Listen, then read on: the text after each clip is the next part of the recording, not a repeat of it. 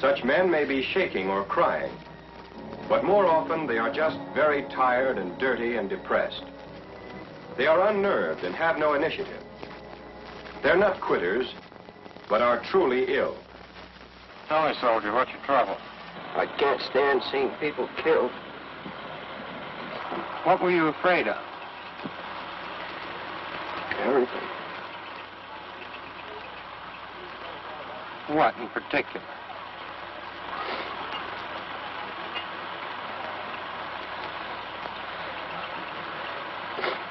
What in particular? Dead. What? Dead. Dead what? Dead people. Can't stand seeing them. I can't hear you. Can't stand seeing dead people. People who were not necessarily severely wounded, but who were no longer in charge of themselves.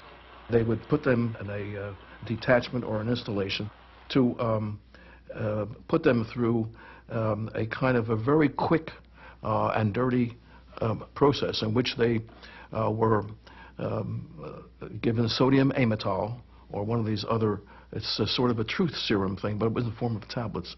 And this would give them a very deep, deep sleep, sort of almost a trance-like sleep, for 24, sometimes 48 hours. During this time, the enlisted men and myself would sometimes go by. We had to supervise it because they'd be screaming and they would be deep, deep asleep, and there'd be terrible expressions of their fear and their fright. You're back on the battlefield now. Watch out, those shells are coming. Watch out! Duck! The assumptions were that this would have some kind of cathartic effect, the sodium amytal, which the men called blue 88s. You know, the most effective artillery piece of the Germans was the 88, and this was blue 88s, because the sodium amytal was a blue tablet. And then they would come out of this, and depending on the dosage, 24, 48, 72 hours, and they'd be walking around completely numb. Sometimes they would be slipping and falling. That took a few more hours. And then they would be given a shower, new clothes, and a pep talk, and the attempt was made to send them back. I say the attempt because it didn't always succeed. They weren't suitable to be returned. And in a sense, the thing that repelled me so badly was that you were talking to men who weren't quite yet still in charge of themselves, and you were sort of shepherding them back to the front. At one time, the chief of staff asked me to go out and talk to him. He said, "You're good at that, you go out and talk." And I said, "Colonel, I really don't want to do it." He said, "I know, Ben." He said, "Do it anyhow." And I went out and I tried haphazardly to try to get them, to persuade them to get in their trucks and go back. They'd finished with their 72 hours, they got in their clothes, and they just looked at me, and half of them looked as if they couldn't focus. And finally one of them said, "Don't you guys understand? If you can still walk and see, they'll keep shipping you back."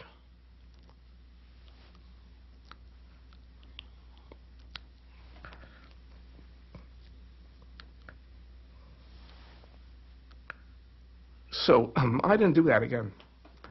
And I told my commanding officer,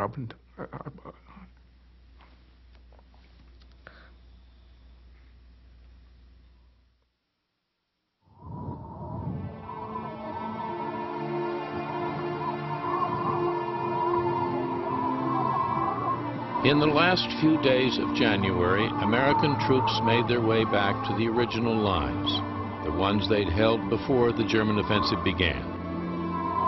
The books on the Battle of the Bulge were closed.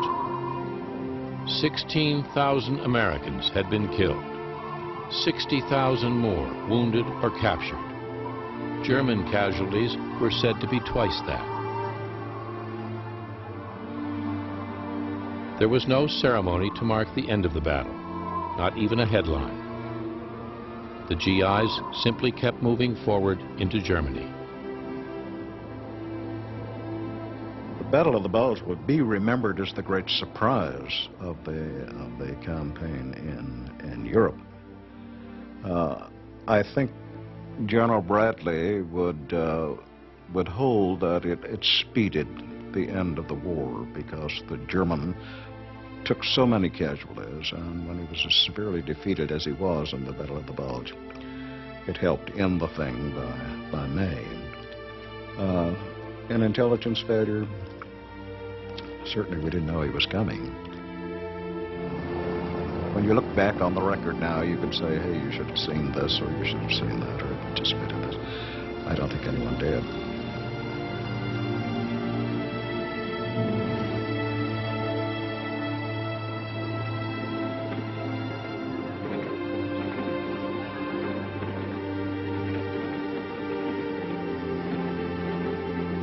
Quand nous avons commencé à arriver dans les Ardennes, when we started to make our way back into the Ardennes, it was something quite amazing. Emerging from the snow, the white, were two things. Houses that were destroyed, because the villages were practically all destroyed, and huge black holes, vast numbers of them, in the fields. C'était un paysage d'apocalypse, c'était vraiment... It was an apocalyptic landscape.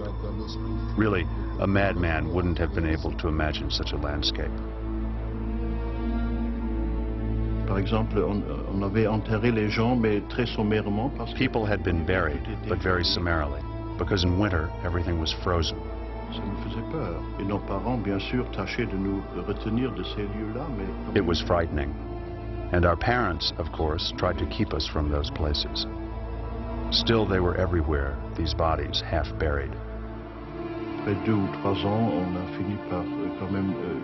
It was 2 or 3 years before they managed to find the bodies of all the soldiers that had fallen.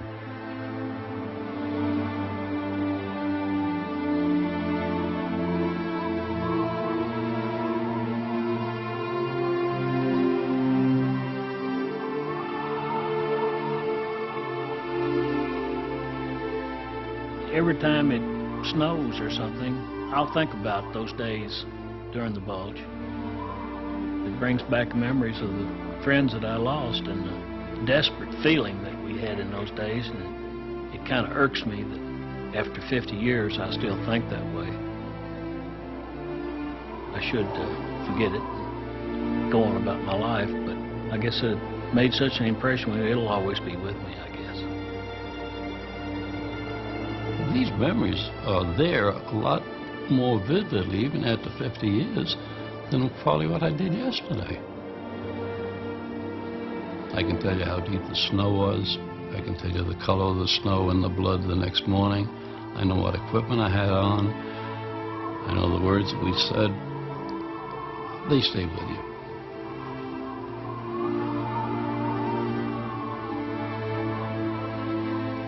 It doesn't go away. It sleeps sometimes, but then it awakens again.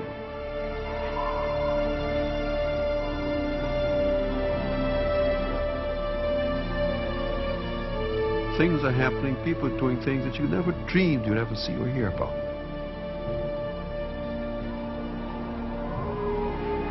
It's an enormity of an experience. And everything after that has been a footnote.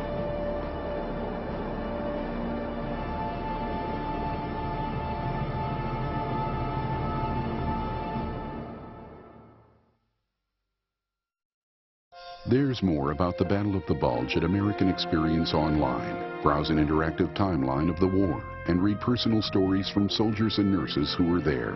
All this and more at PBS Online, pbs.org, America Online keyword PBS. Battle of the Bulge is available for $19.95 plus shipping and handling from WGBH Boston Video. To place an order, call 1-800-255-9424. I don't think any man can exactly explain combat. It's beyond words. I don't really want to get to know anybody over here because it would be bad enough to lose a man. I damn sure don't want to lose a friend. I love you so and miss you so. From the Revolution to the Gulf War, these are their words. War letters. Next time on American Experience.